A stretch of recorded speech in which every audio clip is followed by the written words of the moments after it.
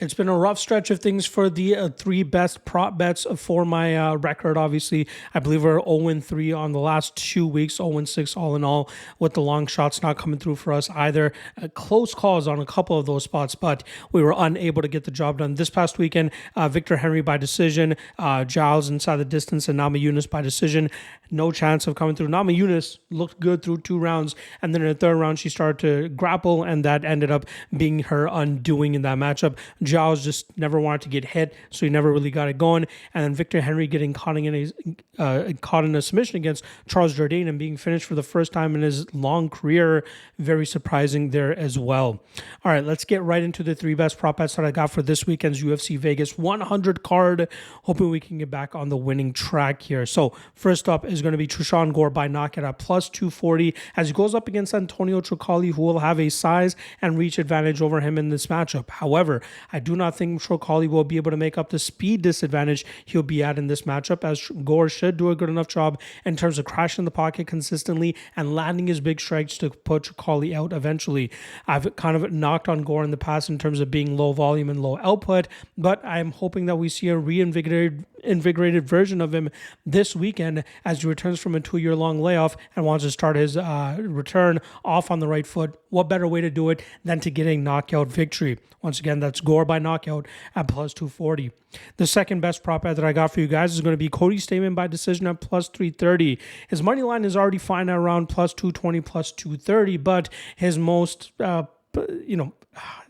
probable outcome or probable result is for him to go out there and win this fight by decision. Usually he'll probably drop the first round in this matchup because that is where Blackshear is mostly effective when he competes, but I do believe he has a bit of a cardio issue that the veteran Stamann can expose if he can put on a good enough resistance and showcase his grappling defense as we've seen in the past. Keeping this fight in the striking realm, you should have a little bit of a striking advantage, especially once this fight goes into deeper waters. Look for Stamann to win the second and third rounds of this matchup to hopefully earn a victory by decision and cashing this ticket at plus 330. The third best prop bet that I got for you guys is going to be a specific one, and we're going to go with Jillian Robertson submission round 2 at plus 550. She goes up against Luana Pinheiro, who we know has a bit of a cardio issue and will falter against women that can put a pace and pressure on her that she can't keep up with. We saw the Amanda Ribas fight and the Angela Hill fights prove that, and I think Robertson can get it done in the second round here with the aggressiveness that she showcases and then being able to get the back and that dominant position required to eventually find that submission as Pinheiro starts to slow down, hoping that it happens in the second round and by submission at plus 550. The long shot that I got for you guys here is a little bit of a tricky one, but I'm hoping that we can get to this mark and get it done. We're going to go Carlos Prates by knockout in round 3 at plus 750. Now, a lot of people are thinking that he's going to be able to get the job done in the first 2 rounds, but normally we do see decent durability from Neil Magny unless he's getting hit with a flush spinning back elbow like he did against Michael Morales last time around. But I think we're going to see a disciplined and technical approach here from Prates, who's going to be fending off the clinch-heavy approach of Magny. I think we'll see good defense from Prates in terms of working out of those bad positions, and he'll slowly start chipping away at the lead leg of Neil Magny. As this starts to wear on Magny, we will see him start to slow down, especially with his effectiveness and ability to get out of the way of big shots, which should lead Prates to finding a third round knockout in this fight.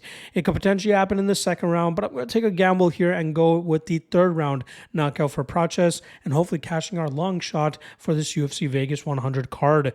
There you guys go. Full week of content for the UFC. Reminder, we have LFA going down probably while this when this segment drops, but we also have Octagon going down Saturday afternoon as an appetizer to the UFC card. If you want access to all that good stuff, check out the MMA LOTN Patreon page. Otherwise, I will see you guys Monday or Tuesday for the UFC 309 breakdown as the UFC heads back to MSG with a big heavyweight title fight between John Jones and Stipe Miocic. I cannot wait to break down that card and that fight for you guys.